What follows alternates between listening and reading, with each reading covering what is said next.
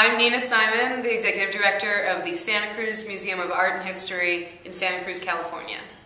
And Nina, you joined us today at the NAMP conference your first time, and what was the energy in the room, you think, if you had to describe it in one word?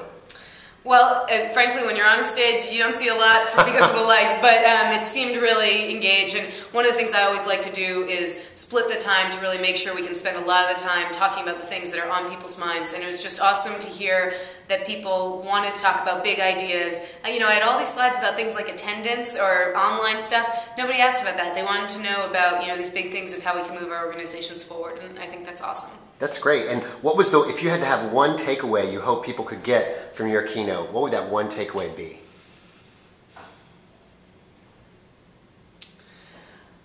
I think it's honestly that you have to have a bigger idea in your mind about what you're trying to do for your community than just deliver the arts experience that your institution is about. And I really don't care if it's about social bridging like it is for me, or active participation, or if it's about something completely different. But if the reason you're getting up in the morning isn't in some way about a big way that you're making your community better, then I don't think you're ever going to have really powerful impact. What's the greatest marketing or development challenge facing your organization today? It's a great question. It's something I look forward to investigating more right after this. So we don't have a marketing person at our museum. Our approach has kind of been do great stuff and people will talk about it. And I think we're now just starting to realize that there could be a more sophisticated way to look at that. But I have to say, as somebody who's never really engaged with marketing before, I have a mixture of skepticism, suspicion, and then real curiosity about what that could mean. So I really look forward to learning more about that. And has there been a book or website or resource that's inspired your career or helped your work in the last few years?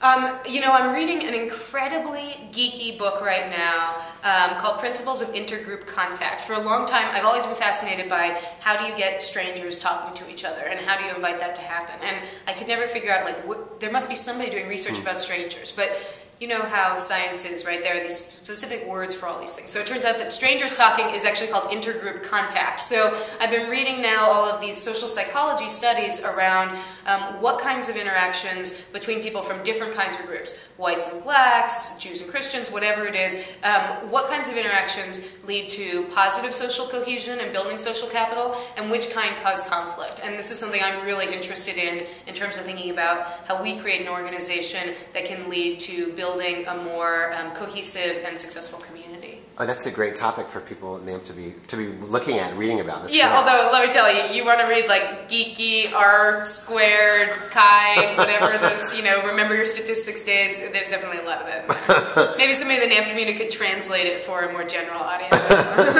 Well, thank you so much for interviewing with us today. Oh, my pleasure.